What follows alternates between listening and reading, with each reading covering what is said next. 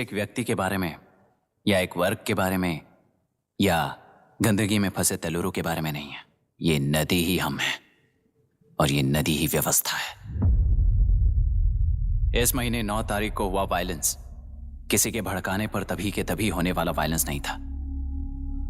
कई सालों के land service, inspection reports, health records को फॉर्ज करते हुए, इस खराबी पर उंगली उठाने वाले ऑफिसर्स को डराते हुए, सामना करने वालों को खत्म करते हुए किसानों और मत्स्यकारों के बीच श्रीमती विशाखा वानी जी ने बनाया हुआ युद्ध वातावरण है।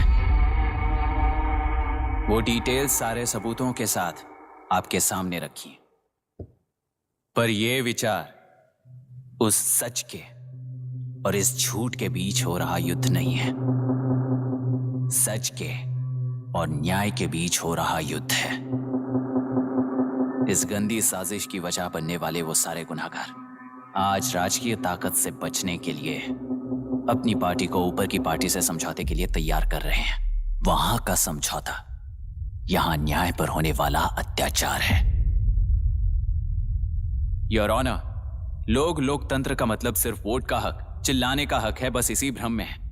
पर बिना बंधे से टूटने वाली व्यवस्था ही उस लोकतंत्र की बुनियाद है, ना जानते हुए अभी भी उस फ्यूडल व्यवस्था में ही जी रहे हैं। जनता ही नहीं बल्कि सिविल सर्वेंट्स और कोर्ट्स भी उन रूल्स के तले गुलाम की तरह ही जी रहे हैं। सिर्फ ऑपोजिशन पार्टी इलेक्शन स्ट्रेटेजी को सीक्रेटली सुनने के कारण अमेरिका में एक प्रेसिडेंट को ही हटा दिया गया है, पर यहां उत्तर प्रदेश में एक लड़की पर रिपीटेडली अत्याचार करते हुए, अपने फैमिली मेंबर्स को मारते हुए 2 साल तक असेंबली अटेंड किया एक एमएलए ने। यही है लोकतंत्र और फ्यूडल व्यवस्था के बीच का फर्क। पुलिस ही न्याय व्यवस्था बनकर एनकाउंटर कर रही है तो सारा देश ताली बजा रहा है। न्याय व्यवस्था के लिए इससे बड़ा कोई अपमान हो सकता है क्या? मर्जी के मुताबिक गुनहगारों को बचाते हुए मर्जी से लोगों को सजा देने वाले विशाखा वानी जैसे लोग ही कानून, न्याय और निर्णय बन चुके हैं। न्याय व्यवस्था अगर अभी नहीं जाग उठी तो फिर कब जगेगी बताइए?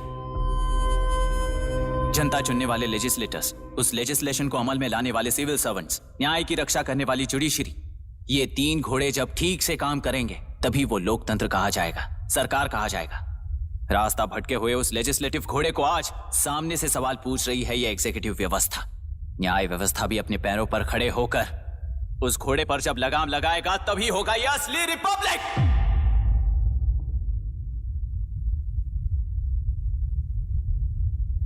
आपके इस फैसले में बस एक ही सवाल का जवाब ढूंढना होगा योर ऑनर। तेलुरु में जिस दिन से यह साजिश शुरू हुई उस दिन से 133 लोग सोसाइटी के मेंबर्स वरुण हैंसन की तरह गायब हो चुके हैं। 100 से भी ज्यादा किसानों ने आत्महत्या की है।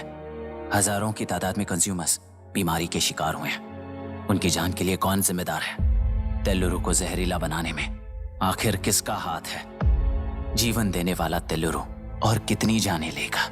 और इस नुकसान का जिम्मेदार आखिर कौन है? Last but not the least, ये सारे स्कैम्स 40 साल से सबसे ज्यादा फायदा किसे हुआ?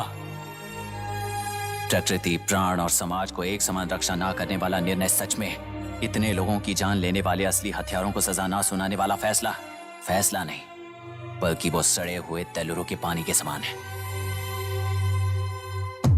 आई rest my case your honour.